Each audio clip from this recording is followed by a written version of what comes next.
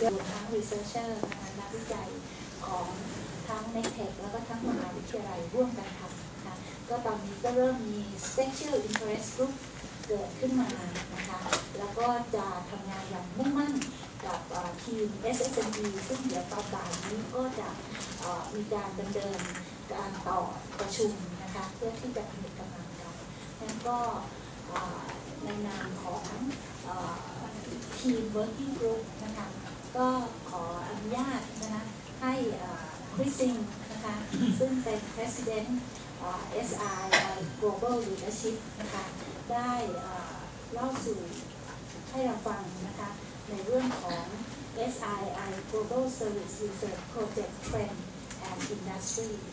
So please tell us your story. Thank you.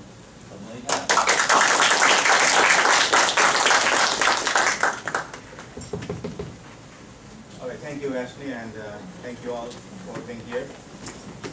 I didn't quite understand what Ashley was saying, but I hope she said some good things about me. Ashley is a very wonderful, we call her a wonder lady. I don't know how she works and how she manages such a big job, but I'm very, very impressed and pleased to work with her. So I'm very pleased to be here with all of you experts from so many different fields, industry, academia, as well as the government. So what I plan to do is share with you this topic called service innovation for digital economy. So I know Medtech and NASDAQ has this new mission around service research innovation, and that connects very well with SRII and the drive that I lead at the global level. So I'm very pleased to build alignment with Medtech and NASDAQ and all of you as the leaders. So briefly, let me introduce myself, who I am and what I do, my background and my work. So as Ashley said, I work for IBM Research in California. I'm responsible for service research programs. As you know, IBM is by far the largest IT service company in the world. And I don't need to tell you more about IBM. It's a very major company, does a lot of great work. It's one of the godfather of the IT industry at large. But I have a very unique role in IBM, which is to lead and be the president of the organization called SRII, Service Research and Innovation Institute. And I will try to discuss about this, what this is. And SRII, I lead SRII for IBM, but SRII has members from almost all major companies, academia, and organizations around the world. So IBM is very pleased and honored to have that role, but SRII represents the entire community, and I will discuss the details. Okay? So it's not, I want to make sure it's not IBM program. It is a global program where I expect all of you to play a leadership role. IBM, just being a godfather of a big company, is very honored to have the role, and I am even more honored to lead that role from IBM. But I'm very excited to work with you and leaders all around the world. So, we will talk about service. So, in this room, I know all of you are experts in different areas, so I don't need to talk a lot about this so-called service economy and service world. But this chart kind of gives you a brief overview how world economy is shifting towards what we call them a service economy, right? This is a foil which talks about different countries: Germany, United States, Japan, China, Russia, India. I'm sure Thailand is in the same kind of trend you can see. And the message here is very simple. The gray area shows the service-led economy. That in every part of the world, service economy is becoming a much bigger part of the economy. Economy in terms of the GDP, gross domestic product, economy in terms of employment, the number of people working in those industries. Those are the two major indicators of any country how you measure the success of the country. What industry creates the most wealth, right? What industry provides the most jobs? Okay, those are two criteria, and that shows. But I'll try to make one point clear, because this chart, I have seen people have taken this in different ways. So when this chart shows the economy shifting from agriculture to manufacturing to services, it is very important to understand the transition phase. So it can be misleading if people don't discuss this. It may show that agriculture is dead, manufacturing is dead, and everything is service. That's totally wrong. I want all of us to understand. Every part is equally important. Just that service has taken over and connects all the pieces. Agriculture, manufacturing, product, and then you build service. Service is built upon those progress we have made. So by no means we should say, hey, agriculture is dead. Agriculture will continue to be a very important part of the economy for a major part of the world. In Thailand, India, Vietnam, many other countries, right? Agriculture. We need food. We can't survive on computers. As simple as this. We have to be alive. And food is what keeps us alive, to work on those new fancy things. So I will share with you, we have a focus group in SRII on agriculture, IT for agriculture. And in fact, Ashni has a major focus in Thailand. So, key point here is service economy is a growth focus, but don't misunderstand this slide by thinking that other economies are dead. It is a continuation, it's a building on. Okay?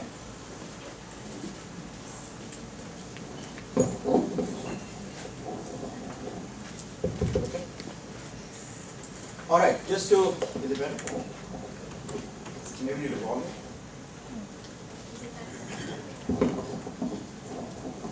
Is it better now? Okay. Just to elaborate the point I made earlier, look at these numbers.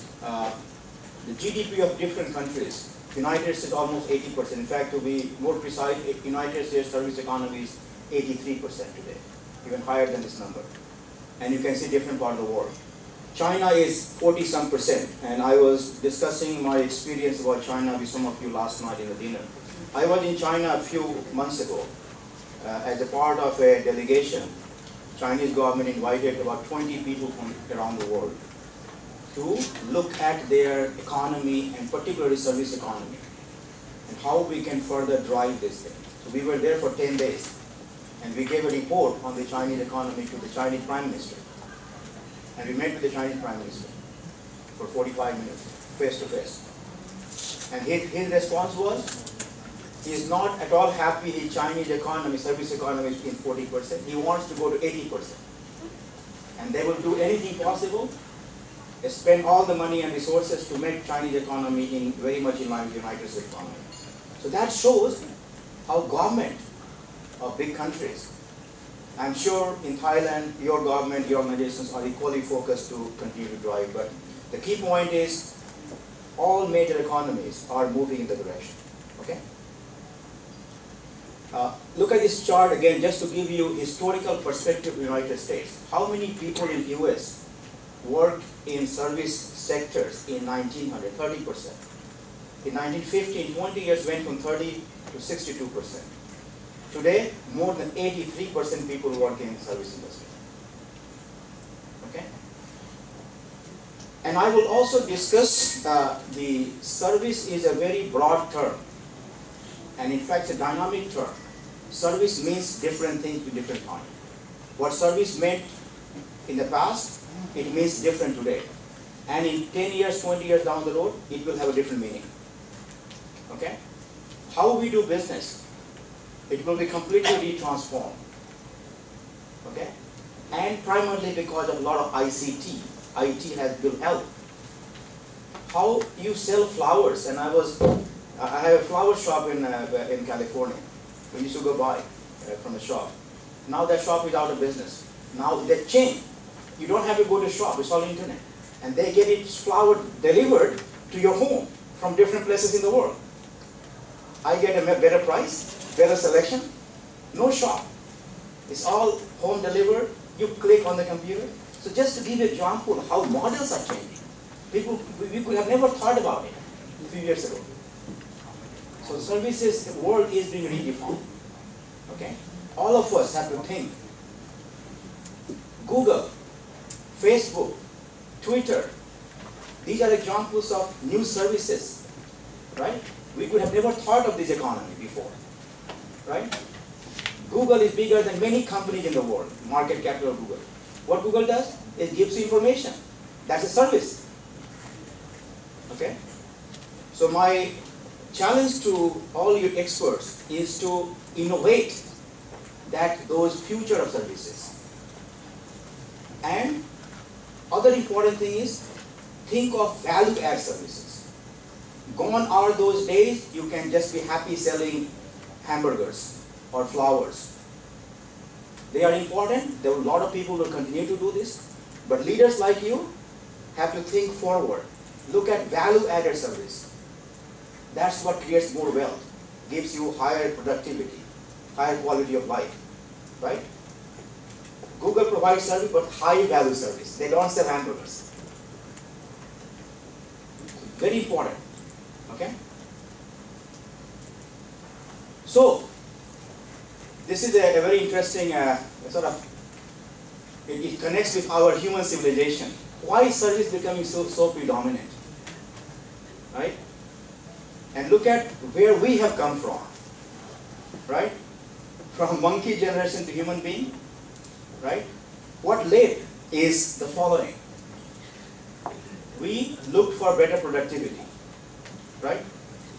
We look for better training, specialization. We don't want to stay Stone Age, right? We look to deal with a complex lifestyle, to solve difficult problems, okay?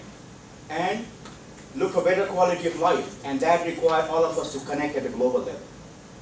These needs of human needs drove us from where we were to we are now dealing where we are. Okay? It's as simple as this. And this will continue to happen. This is an ever-changing game. So all of you experts here, you've got to keep thinking, what next? 4, 5, 10 years down the road for Thailand and the world at large. Right? Now, just to add on to what I just talked about, service, how service gets redefined. We look at the service of history. This is how you can group them. Many years ago, service was all labor. Okay? We did not have airplanes, we did not have cars, we didn't have a lot of technology industry. It was all human capital, right? We used to trade. There was no currency, right? We have come from that generation, not too long ago, right? Then came this industrialization world. We built railroad, automotive industry, right? Then came technology, semiconductors, computers, internet. So look at this phase we have gone through, right? Now we are going so-called, we call it knowledge-intensive services. Okay? So these are all natural growth and progression of where we have come from, but it shows us that we have a journey that will continue to happen and continue to drive growth and innovations, right? So to summarize,